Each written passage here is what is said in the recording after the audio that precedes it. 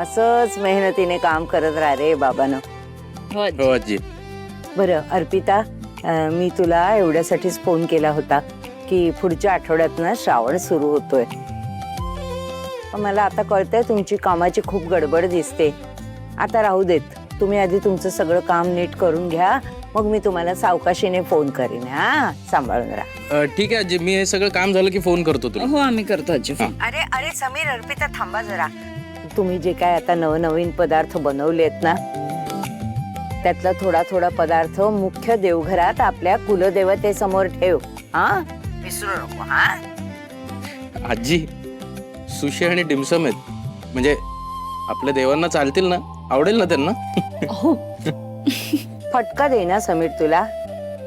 अरे नेहमी आपल्या आनंदात उत्पन्नात आपल्या देवाला भागीदार करून घ्यावं. तुझ्या बायकोला ठाऊक आहे हा हे सगळं? हो हो आजी, तुम्ही काळजी करू नका, आम्ही ते पदार्थ ठेवतो देवाजवळ. आजी, मी करतो तुला निवांत फोन. हा, ठेवतो. चल, काळजी घे.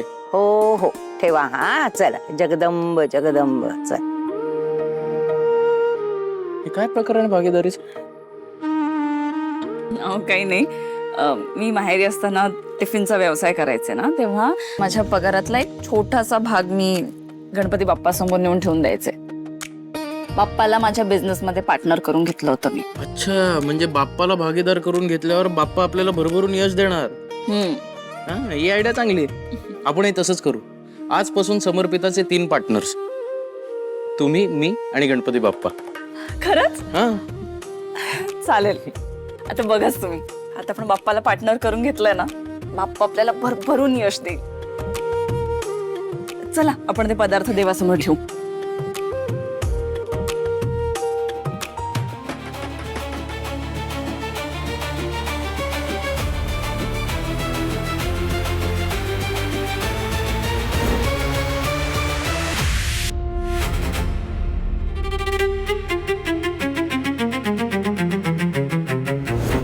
सलील, अर्पिता दिला आपल्याबद्दल सगळं कळलंय.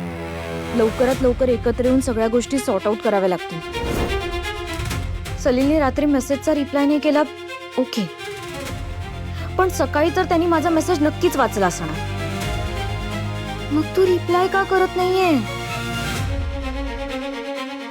अहो, हे घ्या पोहे घ्या. कोणाला फोन करताय? अगं देसाई साहेबांना फोन करतोय. ते फोन घेतच नाहीयेत माझा.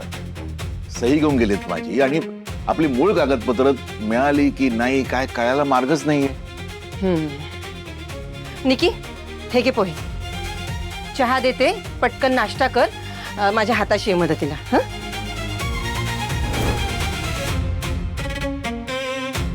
निकी, निकी, कुठे आहे लक्ष तुझं? हे घे, पटपट खा आणि मला मदतीला ये. धर. आई, मला आता समर्पिता किचनला जावं लागेल. अगं आता? अगं पण निकी, आज सकाळी तूच म्हणालीस ना मला की अर्पितानं तुला बोलवलं नाही म्हणून. हो बाबा, पण काय खूप खूप काम आहे ना तिथे, त्यामुळे मला जावं लागेल. मला त्रास होऊ नये म्हणून ती म्हणाली की तू नको येऊस, पण मला जावं लागेल तिथे. हे बघ निकी, आज तू तिकडे जाऊ नकोस. ते देसाई साहेब आहेत ना, माझा फोन घेत नाहीये. आपण आज दोघं महापालिकेच्या ऑफिसात जाऊन त्यांना भेटूया, आणि या क्षणाला ते जास्त महत्वाचं आहे. बाबा पण निकी, जरा आपल्या घराचा सुद्धा विचार कर. घे, पटपट खा आणि मला मदतीला ये.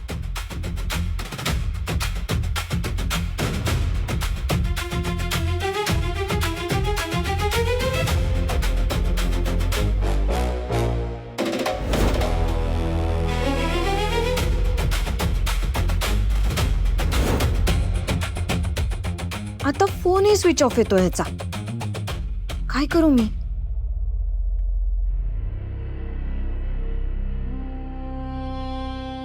अरे, समीर अर्पिताची ऑर्डर आहे वाटतं. हो ना, समीर अर्पिता हिने तर दुसरी कोणाची असणार?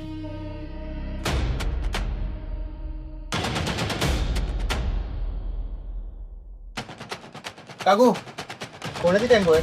अरे समीर अर्पिताची ऑर्डर आहे. हो का?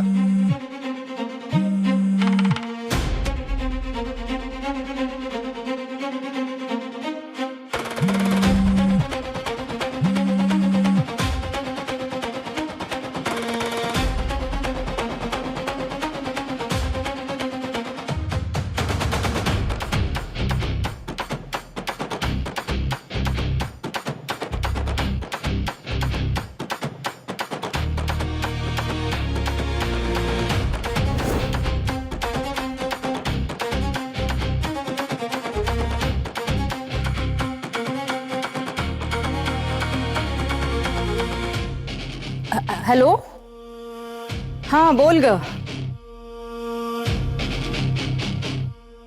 अच्छा.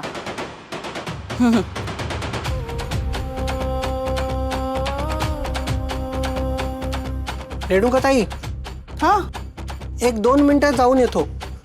जरा दुकानाकडे लक्ष ठेवाल. हो हो बर.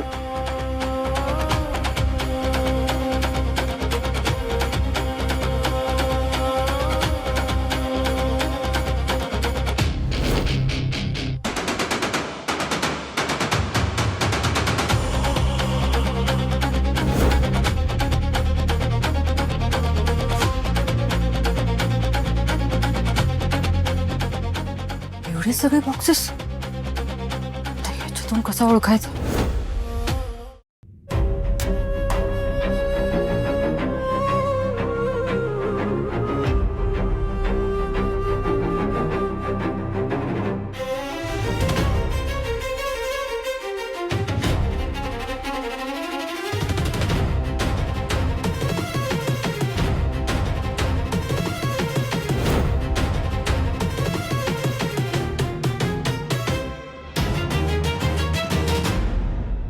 ते एक बॉक्स उरलंय ना तेवढं तुम्ही घेऊन या. तोपर्यंत मी टेम्पो मधले बॉक्सेस ना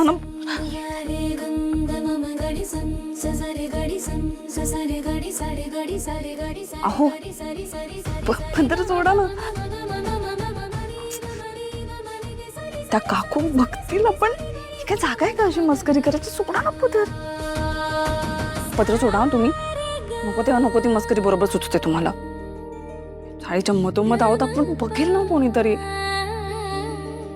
आईने बघितलं तर काहीतरी बोलतील ना ते.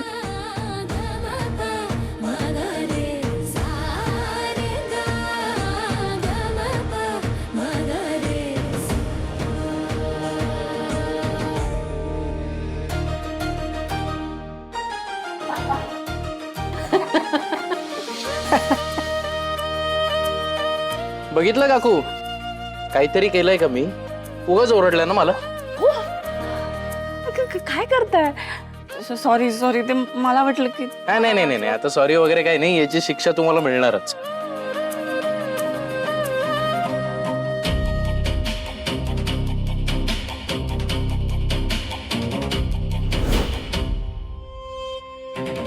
शिक्षा.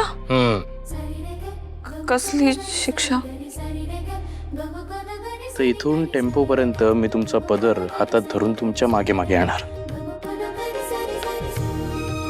अहो हो काही काय बोलताय तुम्ही. चाळीतले सगळे बघतील ना. त्यांना आणखीन एक कारण मिळेल मला चिडवण्यासाठी. बोलतील बघा हा नवरा कसा बायकोचा पदर धरून मागे मागे फिरतोय. बरोबर दिसतं का ते. का चुकीचं काय होतं. एका खूप मोठ्या माणसाने सांगितलं तुमच्यासारखी बायको असेल ना तर तिचा पदर हातात धरून तिच्या मागे मागे फिरण्यातच आयुष्याचं खरं सुख आहे. आता तो माणूस कोण आहे हे तुम्हाला चांगलंच माहिती असेल.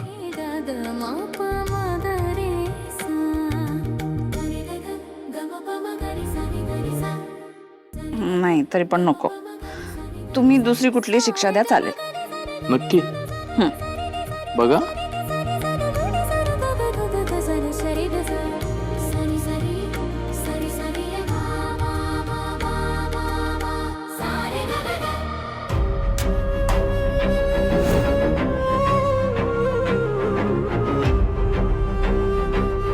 Tissue paper.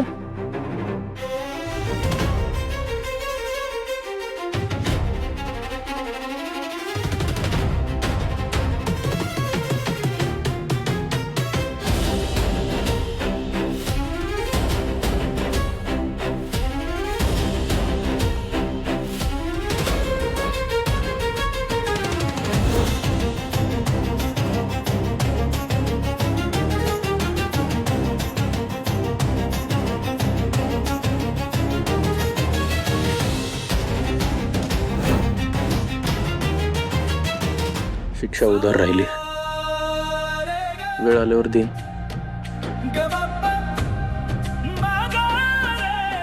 मी आलो बॉक्सेस घेऊन.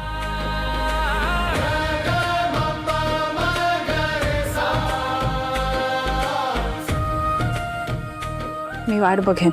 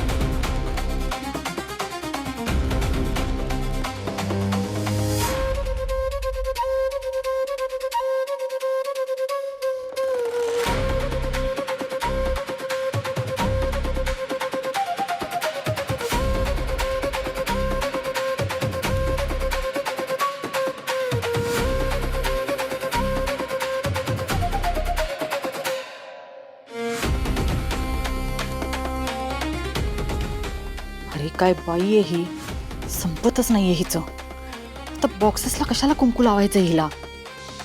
मला इथून कुठे जाताही येणार नाहीये. काय करू.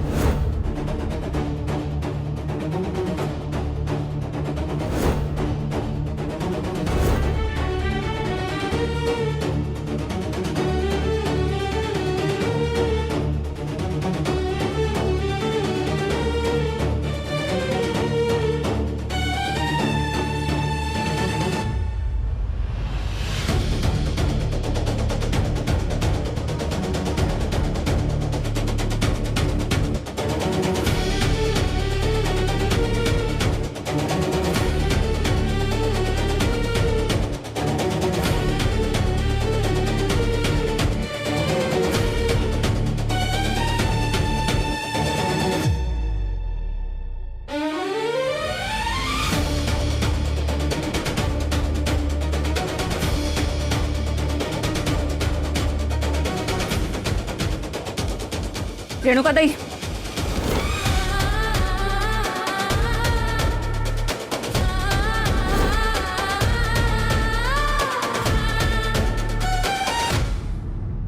Pickup the phone, pick up the phone. Useless आहे ही बाई. राजसी काय झालंय? ही रेणुका रे, स्टुपिड आहे. मी तिला एक काम दिलंय. आता काम दिले तर कामाच्या वेळेस फोनच नाही उचलणार ही. माहितीये ना मला. आता तिने ते काम पूर्ण केलंय की नाही मला कसं कळणार आहे, काहीही कळत नाहीये. राजसी काम इम्पॉर्टंट आहे, फोनवर डिपेंडेंट राहू नकोस. तिकडे जा आणि चेक कर. अरे पण राजसी कम ऑन, चाल तुझी आहे. You have 100 reasons to go there. जा आणि बघ काम झालंय का. नसेल झालंय तर डोकं चालव, हातपाय मार, काही कर, पण ते काम कर. एका मोठ्या कंपनीकडनं त्या समर्पिता किचनला ऑर्डर मिळवून देण्याचं काम माझं होतं, ते मी केलंय. ती ऑर्डर त्या कंपनीपर्यंत पोहोचणार नाही ही जबाबदारी तू घेतलीयस, सो ती कम्प्लीट कर. राजसी काहीही झालं तरी समर्पिता किचन इनएफिशियंट आहे हे प्रूव्ह व्हायला हवं. Okay go.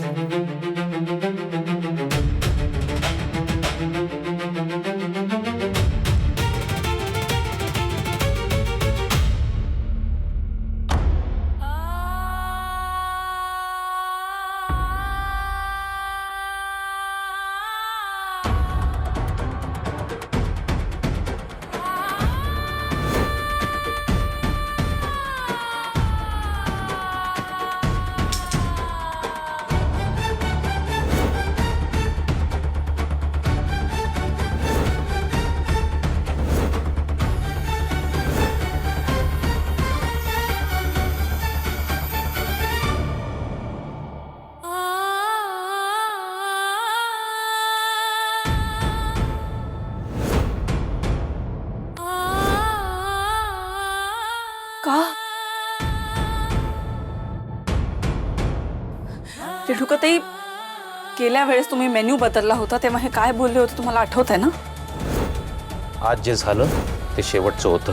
हे घर उभं राहावं, हे कुटुंब परत उभं राहावं म्हणून अर्पिता मॅडम अपार कष्ट करतायत. आणि नवरा म्हणून त्यांच्या बाजूला उभं राहणं माझं कर्तव्य, आणि त्यासाठी अख्ख्या जगाचा विरोध पत्करावा लागला मला तरी मी पत्कारीन. तरी पण पुन्हा तुम्ही हा प्रयत्न केला का केलं ते सगळं? खरं खरं सांग, त्या राजसीच्या सांगण्यावरून करत होता ना तुम्ही हे सगळं?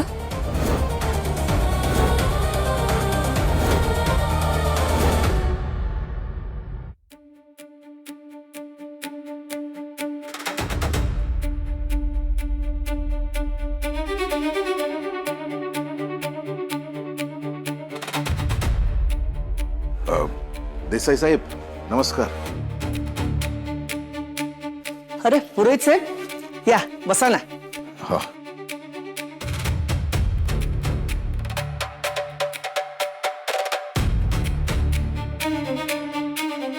देसाई साहेब माफ करा, म्हणजे तुम्हाला न कळवता आम्ही आलो. ते जागेच्या पेपर्सचं काय झालं ते विचारायचं होतं. म्हणजे ते काम कधीपर्यंत होईल याचा जर तुम्ही आम्हाला अंदाज दिला असतात ना तर आम्ही जरा निर्धास्त झालो असतो. हो पुरोहित साहेब, सरकारी काम आहेत, इतक्या पटकन थोडी होतात. तुम्ही मला लेखी ऑथॉरिटी दिली, ती माझ्या साहेबांना देणार. साहेब त्यांच्या वेळेनुसार बघतील आणि होकार देतील. त्यानंतर रेकॉर्ड रूममधून जाऊन मी पेपर घेऊन येणार. आता एवढ्या ह्या मोठ्या प्रोसेसला थोडा वेळ तर लागेल ना साहेब. मी डू ॲग्री सर, पण हे काम जरा लवकरात लवकर झालं असतं तर बरं झालं असतं. म्हणजे तो जो बिल्डर आहे विराज, तो आमच्या वाईटावर टपलाय. तो कधी काय करेल सांगता येत नाही. तो काही करू शकणार नाही. हो, शेवटी सहीसाठी त्याचे पेपर माझ्याकडेच येणार. मी ठेवीन ना अडवून. साहेब तुम्ही खरं सांगताय? पुरोहित साहेब, तो खोटं बोलून माझा काय फायदा होणार आहे का? नाही ना. हे कायद्याचं राज्य आहे, मग मी तुमच्यावर अन्याय कसा होऊ देईन? तुम्ही काळजी करू नका. तुमचं काम झालं की पहिला फोन मी तुम्हालाच करीन.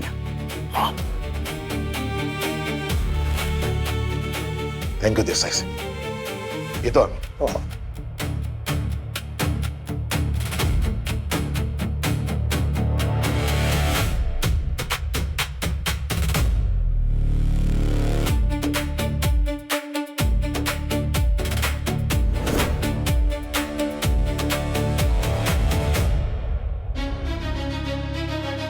आता मला हे कसं कळलं याचा विचार करू नका. ती राजसी एकच आहे जी जी आपल्या आणि आपल्या बिझनेसच्या वाईटावर उठली आहे. हे कळण्यासाठी मला कुठल्या ज्योतिषाची गरज नाहीये, पण तुम्हाला का कळत नाहीये? ती बाई आपल्या अख्ख्या घराची शत्रू आहे. अहो, तुमचा वापर करून ती मला त्रास द्यायला बघते, पण या सगळ्यात तुम्ही अडकताय. देव न करो पण उद्या तुमच्या बरोबर काही वाईट साईट घडलं, काही वेडवाकडं झालं ना, तर ती नाही येणार. तुमची आपली जवळची रक्ताची माणसं येतील तुम्हाला मदत करायला. ती राजसी आहे ना, तुम्हाला एकटीला सोडून निघून जाईल. आणि अहो, विचार करा, जर यांना हे कळलं तर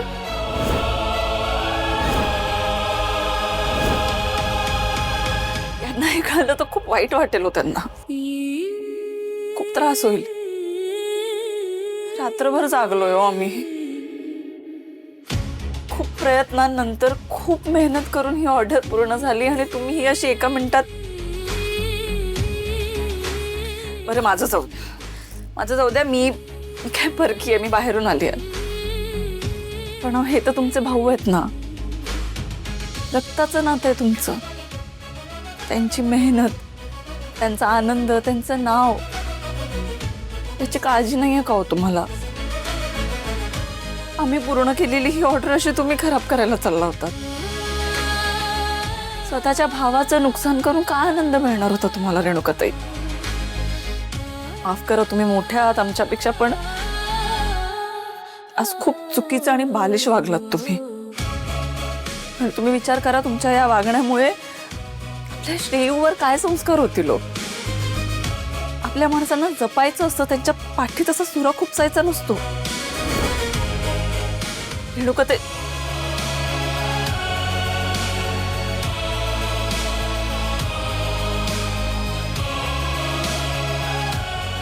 दीदी,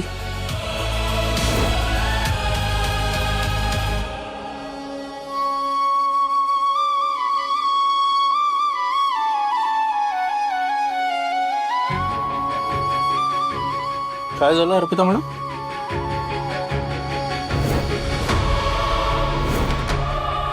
जे व्हायला नको होतं तेच घडलंय. गोष्टी या थराला जातील असं वाटलं नव्हतं. आपण जितकं सगळं सावरण्याचा प्रयत्न करतोय ना, रेणुकाताई तितकंच सगळं विस्कटण्याचा प्रयत्न करतायत. त्या जे वागतायत, जो विचार करतायत, तो चुकीचा आहे. चुकीच्या लोकांच्या नादी लागून त्या स्वतःचं नुकसान करून घेत आहेत, हे त्यांच्या लक्षात येत नाहीये.